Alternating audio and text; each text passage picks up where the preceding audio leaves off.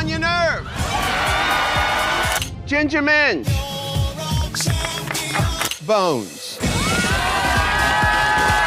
The Virgo Queen! Satin Greco!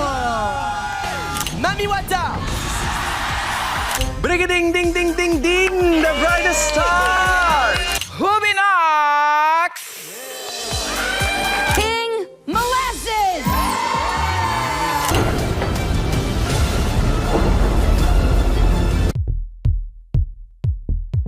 Hi, I'm Brian. And I'm Jason. And welcome back to Work Room Weekly 2025. Oh my gosh, the year in review. It was a year that drag just was bigger than ever. I keep waiting for the bubble to burst. Nope. No, it's often hard to keep up with Drag Race, and I think 2025 especially, there was so much content coming at us, not just shows, but also like in pop culture. Yeah, drag is mainstream. RuPaul's Drag Race, the universe, is now our real life experience. Yeah, so I think, we're at the end of the year. We wanted to take a little trip down memory lane, see, if people didn't tune into every single franchise, like who was crowned this year. Who has time for all of it? I know, literally, it's like our job and we can't even keep up. So I don't even know how anyone else could. And yeah, there's just been some amazing, I think, moments in pop culture. Like you said, I love seeing drag crossing over into the mainstream because it gets more eyes on the franchise. Oh, and just we're talking TV, we're talking film, Broadway, baby. And of course, all of our favorite shows. We had All Stars. We have, an upcoming season. We'll talk about that at the end of the episode. And of course, Cerin Royale gave me life this year. There was so much. Let's start with who was added to the Hall of Fame. There were so many winners, like I said, not just in the US, but we had across the globe. So we want to shine a light on all the brand new queens who have been inducted into the Drag Race Hall of Fame. First up, we had On Your Nerve from RuPaul's Drag Race Season 17. Our reigning queen about to pass the scepter and crown. Yes, has had an amazing reign thus far. Then we had Ginger Minge from RuPaul's Drag Race All-Stars 10. A skinny legend. Yes. Who knew? I know. We recapped that entire season, so if people haven't seen it, make sure to go back and check out. It took her 3 times to win, but she finally got that crown. 3rd time's the charm, baby. And then we had our girl Bones from RuPaul's Drag Race UK Season 7. We love her. We just finished our recap series on that as well. And then going on up to Canada, we had the Virgo Queen who took the crown for Season 5 of Canada's Drag Race. There's a lot happening in Canada right now. They're currently on Season 6. Technically, Virgo Queen was crowned at the beginning of 2025, so I would still consider her someone who, is in the crowd of 2025. Then over in España for Season 5, we had Satin Greco, another great season that just wrapped up if people haven't tuned into that. And she's a more seasoned queen. Yes. And then we had Mami Wata, who took home the crown for Drag Race France All-Stars Season 1. We now have an All-Stars season over in France. Nikki Doll, yes, is helming. So I'm really great to see, an All-Stars season happening even around the world. I love it. And then we had our girl Brigading, who took home the crown for Drag Race Philippines, Cerin Royale Season 1. One of our favorite franchises we recapped this year. Cerin Royale was, I think, my favorite RuPaul's Drag Race franchise ever. It was so much fun. I don't think we knew what we were getting into when we decided to start watching this show. No. And it was so much fun. I cannot wait for what's to come from the Philippines and hopefully a Cerin Royale Season 2. I mean, we're all now fans of Arizona Brandy, of Brigading, Viñas. Yes, our girls. We absolutely adore and love all of them. And then last but not least, we had Ruby Knox from Drag Race Brazil Season 2. If y'all aren't tuning into the Latin America Drag Race franchises, y'all should go into WoW Presents Plus and go check out those because the girls down there know how to do drag. And aren't we going to get a Latino Royale? Latino Royale is coming in 2026, so we have to keep our eyes out for that. Can't wait. And we have to give a shout out to our girls who technically weren't in a Drag Race franchise, but are drag artists that were crowned this year. I'm talking about Eva Destruction from the Boulet Brothers Dragula Titans Season 2, which is their version of All Stars, an incredible winner, an incredible season if people have not seen that. And King Molasses from King of Drag Season 1, the first ever Drag King competition series. It's currently on Reverie if people have not tuned into that. We love drag. We support all forms of drag here on Work Room Weekly. Hosted by Murray Hill from Somebody Somewhere, the HBO show. And I gotta say, King Molasses, Give me all the feels. Those arms. I know. Those arms. Yes, we love our drag kings, and just we love all of these people who were, like I said, got their crown, got their moment, and I'm so excited to see what all of these people do with their reign. Exactly. But even if you're not like plugged into every Drag Race franchise, you don't have to be, because 2025, we had so many drag moments that crossed over into the mainstream. Like I'm thinking about Chapel Roan. Like she was there from the beginning. You know, she's dropping Sasha Colby's name on Jimmy Fallon. And then this season she was on All Stars as a guest judge, and it was everything. Yeah. It was so good. She came in, and I still say it whenever the temperature is a little humid. I go, Muggy. when Chapel walks in, you know, and Georges just goes, Muggy. Yes. So cute. And she was just giving everyone life. And Chapel has just been such an advocate for drag. She is also sort of a drag queen, the way she, you know, does her makeup and the costumes on stage. And, you know, everyone just loves her. Yeah, I think this was a extremely highly anticipated guest for Drag Race. So the fact that they were able to get her on All Stars 10 was so exciting. It's also so cool because, like you said, there's so many Drag Race girls who have opened for Chapel. Chapel always supports local drag artists on her tours by letting them open for her on her tour stops. So we have people like Lydia B. Collins, Susie Toot, Kenya Pleaser from this upcoming season of 18 have all opened for Chapel. So the fact that she was able to come home, have her moment on the Drag Race, you know, stage was such an iconic moment. I was so happy to see. Carrie Colby sort of crowns her or brings her into the Colby family. Yeah, she so is. History was made on television. Yes, that is her drag mother. So I think it was just absolutely amazing. Actually, when the All Stars 10 girls came into Page 6, we had them do Confession Cube, and they actually talked about meeting Chapel. If we want to take a look on what the girls had to say. Oh, yes. What was it like meeting Chapel Roan? It's loved her. I love Chapel. I loved and lived. It was like seeing an old friend. Icon. Like our favorite from high school. Yeah. Unlike what Plain said, you're valid to me, Chapel. I love you. I'm a fan now, but I didn't know who she was until she came in the workroom. Oh my! No, she's old. Older than y'all. Well, you better hope and pray you make it, girl. Some of the girls don't do it. Oh my god. Well, me and my sister Susie opened for Chapel before, so it was cool to see her like in the context of Drag Race. Did she remember you? She didn't seem to. Oh my bitch! God! Nicole! Well, did she come in the room like, hey, girl? She didn't come in the room. She didn't come in the room like, hey, Lydia. It wasn't giving. Did she say hey? It wasn't giving.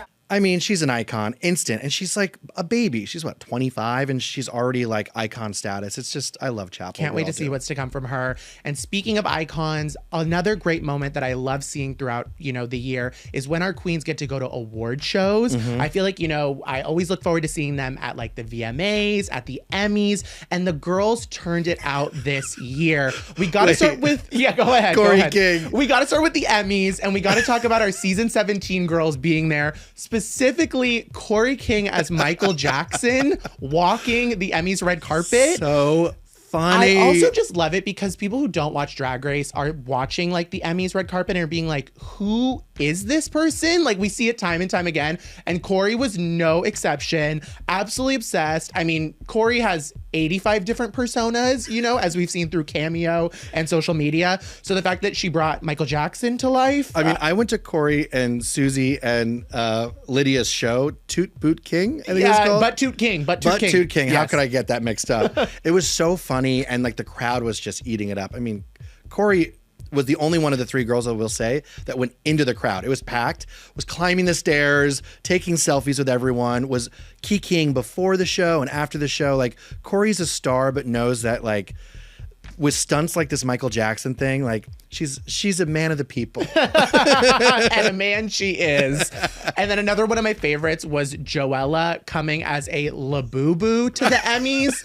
I mean, Joella, another breakout star from season 17. I still think about her mattress look that walked the main stage, and I didn't think that could be topped. And then So she comes funny. as a literal Labubu to the Emmys. I actually hung out with Joella shortly after the Emmys, and I asked her, I was like, girl, why have you not done like a club performance in this outfit? Because she does the mattress often, but I'm like, girl, we need to see the Labubu on a stage. And she said it's very hot, and she said it's the zippers are really difficult, but she said for the right amount of money, she will bring it out. out. So clubs, hit up Joella and write her that check, and she will bring the Labubu to a stage near you. Yeah, she's spending all her money on Labubus, clearly. Yeah, absolutely loved that. And then we got to talk about the VMAs. Obviously, we see our girls, our MTV girls are usually there time and time again. But this year was really cool because they actually took the stage with Sabrina Carpenter for her Tears performance. This was great. Great message. What did you think? Yeah, it was political, which is so cool. I mean, this was the year to definitely like push that,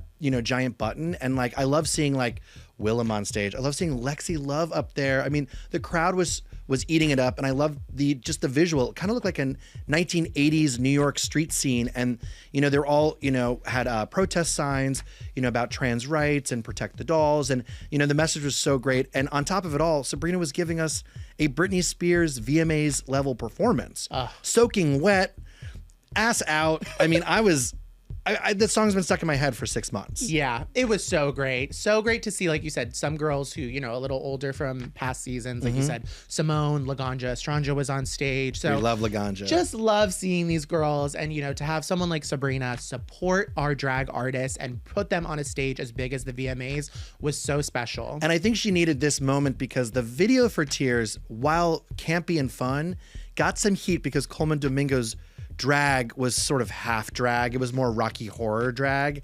And, the Drag Race fans were like, Coleman looks bad. This is messy. And so I think this live performance totally saved it. Yeah. So really excited about that. Speaking of stages, we got to talk about Broadway because this was a year where I think drag had its moment here in New York on Broadway. I think we got to give Jinx Monsoon all the credit for doing this because starting in 2023, 2024, she had 3 runs in Chicago. Yeah. And then basically is now a Broadway star. I mean, she was in the Pirates of Penzance twist. And then, of course, she took over Cola Scola's role in Oh Mary.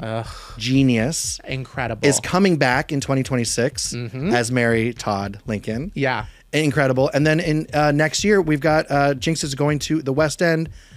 She's going to be a West End girl like Lily Allen in End of the Rainbow, and that's in May 2026. She's playing Judy Garland. Incredible. She is taking her Snatch Game character and she is putting it on a West End stage. I mean, it's just crazy. I can't believe it. I mean, Jinx is amazing. I went to her opening night of Chicago, so her Broadway debut, and let me tell you, one of the rowdiest and most electric theater going experiences I've ever had. Mama Morton will never be the same. It was so amazing. And to see, like you said, her continued success on Broadway, just booking gig after gig and just being such a class act through it all. If you've ever seen like Jinx at Stage Door, how she interacts with fans, she is a class act and I'm so happy for her and I can't wait to see what other productions she takes over. But Jinx wasn't the only Drag Race alum that was on the stage. No, we had Marsha in Cabaret. At first was one of the ensemble, but, between different MCs, we had celebrity MCs like Billy Porter, Orville Peck, Adam Lambert, but Marsha was there to pick up the slack between gigs and totally crush it on Cabaret. So we love that for boy named Marty Lauer. Yeah, we love that for Marty. And then also, a little off Broadway, but we had Drag the Musical, which was such a big moment because we had so many Drag Race alum in this show who were just celebrating, drag and Alaska. all of its art. Yes, this was like Alaska's kind of brainchild. She's kind of the face of it. But I mean, we had people like Jimbo, Jan, Jujubee, Jackie Cox, Manila, Lux. Like all these queens were just on a stage in New York, celebrating drag in its purest form. And that was really awesome. And I love to see it. Yeah, the New York theater scene is getting very like cuckoo, fever dream bananas, like thanks to Titanic and other like, queer drag adjacent, musicals. And this feels right at home. And then next year, Moulin Rouge is getting Bob the Drag Queen. That's right. Yeah. That's so exciting. I'm so excited for that. I've been waiting for a reason to go back and see Moulin Rouge, and I think Bob just might be that reason. He'll be taking the stage in January. Yeah, and he's playing Harold Zidler, who in the movie it's Jim Broadbent, but it's sort of a goofy performance. On stage, there's a lot more heart there. I saw Moulin Rouge, I was a little too close. I was looking up skirts. I was like, I got the taint seats, I think. Were you in the can section? Yeah. Yes. I was like, okay. But, I saw Jordan Fisher do it, and he totally crushed it. I mean, the show is campy and sexy and gender bendy, just like Cabaret. And so, theater scene is doing drag already. Might as well cast some freaking drag queens. Yeah, I can't wait to see even more, hopefully, who are going to be booked for 2026. And speaking of Bob the Drag Queen, we got to move over to television because the queens were also taking over our screens at home, including Bob, who was on this past season of The Traitors. Not sure if you tuned in, but Bob was running that castle. Bob, gone too soon, spoiler alert, but for the moments he was there, Bob proved why he is one of the greatest winners of Drag Race. Don't put a drag queen in a Scottish castle if you don't want him to be the queen. Yes, Bob absolutely slayed. And speaking of Bob, Monet Exchange, his BFF, is going to be in the castle for season 4. And Monet dished to us about Traitors. Yes, so we got to go cut to that because she did spill some stuff ahead of the premiere next month. Which cast member from The Traitors did you bond with the most? So y'all, what I'm hearing is y'all want some inside tea. But y'all know I signed an NDA, so I'm not gonna tell you, but I will say this. Alan is really serving looks. Alan is rivaling Mother Rue on the looks. Every episode, I was like, girl, how did you fit all this in your suitcase? Like, she clearly didn't have a bag limit like the rest of us. Alan came with a trolley of dresses, all regal and beautiful and stunning. So Alan was the person I bonded with the most on this season of Traitors. You're about to be on The Traitors. What's the biggest thing you learned about yourself filming that show? I'm a very magnetic person. And I thought, just because on Drag Race and, I do drag, whatever, but going on that show, people just love Monet. People fall in love with Monet. I don't know what it is about me. And I learned that is a very powerful tool in my tool belt. And I just learned how such a magnetic and congenial and lovely bitch I am IRL with civilians. Because, there were a lot of straighties on that show. And the straighties are sometimes very dangerous. But I really liked all of them. And it was a fun time. Well, all except one. But if you could cast your dream Traitor season using drag queens, who would you pick? Okay, I'm picking Trinity the Tuck. I'm picking Bianca Del Rio. I'm picking Mistress Isabel Brooks, because she would be a freaking mess in there. I'm picking Jinx Monsoon. I'm picking Kim Chi. Hannah Montrese, because she would be great eye candy. And she's not the smartest, so you need those kind of people in there. I'm picking Coco Montrese so we can see what she looks like without a filter. Oh, I'm picking Manila Luzon because Manila is, I think she needs a redemption after All Stars 4. The way, what Naomi Smalls did to her was so mean and unhinged. I think Manila needs to have another moment in the sun. We'll do that on Traitors. I'm bringing in Vanessa Vanjie Mateo because she is literally the Tasmanian devil of drag. That's her. And then last but not least, I'm gonna bring Raven. Raven is my all-time favorite drag queen. I love Raven. The way that she played her original season and All Stars was so good. I think she will be amazing in the house. Me, I'm first in the fan voting. I couldn't believe it. Neither could we, girl. Bob was on Traitors and lost last season. If you, that wasn't in there. I added that. They didn't say that, I added it. If you had been playing in her season, what would you have done differently? I think the housewives were a big block. I think befriending them rather than making enemies with them would have been the smarter play, because the housewives are loyal, okay? So you gotta you gotta recognize your audience and just play to that audience. I would have definitely been like Dolores she's a loyal, Dorinda is a loyal person. And speaking of reality stars, we also had some of our villains take over the screen because we had on House of Villains last season, we had Candy Muse, which girl, you think of House of Villains, you think of Drag Race. Candy is a no-brainer. Just again, brought so much energy, made it nearly to the end, and just caused chaos throughout. I love seeing her put someone like Johnny Bananas in their place. No one can do that except for Candy Muse. And we have a new season coming out in 2026, and Plain Jane will be on that cast. We love to see. Which bring that Boston bitch energy. Props to the casting director. So excited for that. And then we got to give shouts outs to even over in the UK, we had some of our UK Drag Race alums take over shows over there. We had Bimini, who was on Celebrity SAS Who Dares Wins, which is essentially the inspiration for Special Forces. They were putting Bimini through like Navy SEAL training. Insane. Which was like so great. And then we had Lavoie, who was on the runner-up for season 6. She was on Come Dancing, which is essentially Dancing with the Stars equivalent over there. Just so great. And historic, you know? Historic. Yeah, I Love love it. it. Absolutely obsessed. And speaking of winners, speaking of all of, you know, the icons, we got to talk about where we were about a week ago. Okay, this is a bit of a brag. Yeah, let's Humble brag. It's like, oh, I was so tired just a week ago. I was just going to party after party, but we were at the season 18 premiere party right here in New York City. And we kind of strolled in thinking like, okay, we're going to meet the new queens and we're going to, you know, have a little fun with them the following day. But no, they surprised us with a winner's rogues gallery.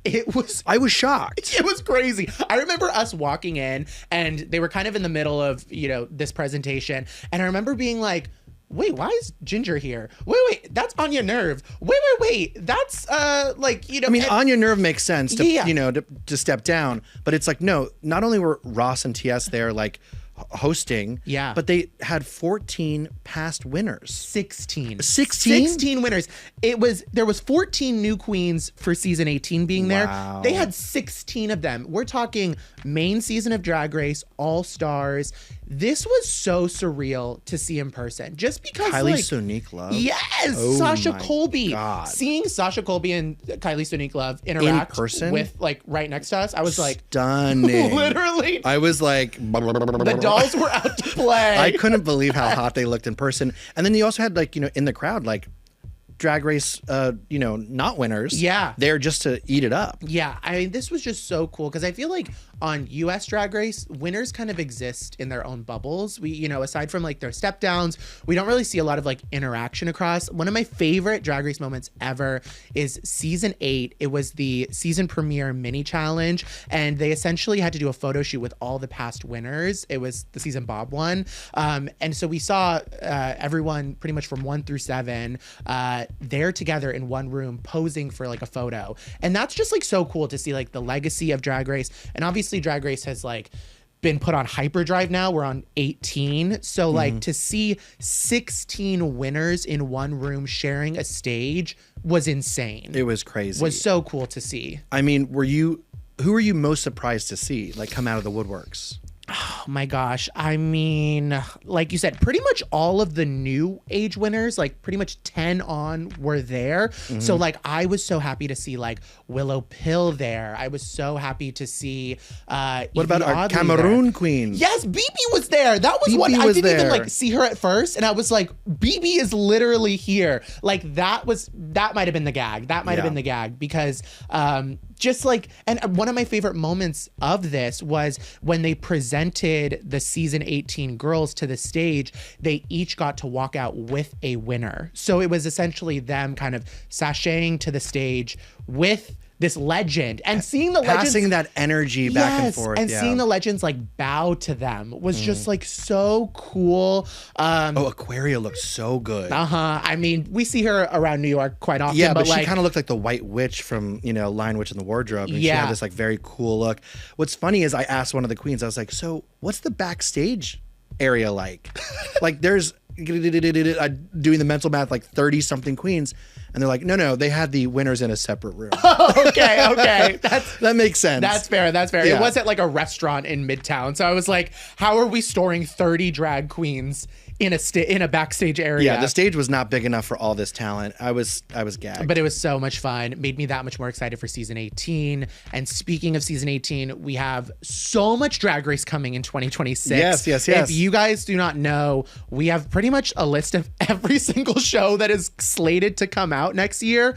Y'all gotta buckle up. You better make sure your WoW Presents Plus subscriction is renewed. And we're going to be recapping season 18, of course. Yes. And we got some behind the scenes shenanigans, you know, coming your way as well for that. Yeah.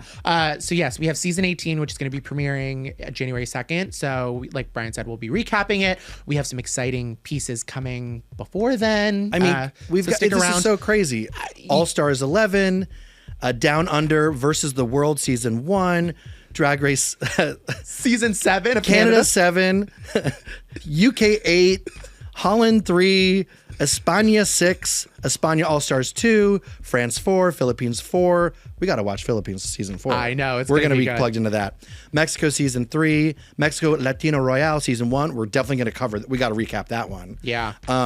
And then South Africa season 1, they're doing a South Africa Drag Race. We've unlocked a new continent. We've unlocked a new continent for Drag Race. Ridiculous. And of course, the Boulet Brothers Dragula season 7. You know, they're not officially part of the World of Wonder universe, but you know, we still love. Yeah, I am so excited. We're going to be trying to be tap it in to as many of these as we can. I'm thinking definitely, you know, Philippines. Yeah, Definitely. you're like, honestly. I'm like, let's get the queue going. I need to know. Yeah. I know. And then we're not only going to have Drag Race on our small screens, we're also going to have Drag Race on the big screen in 2026.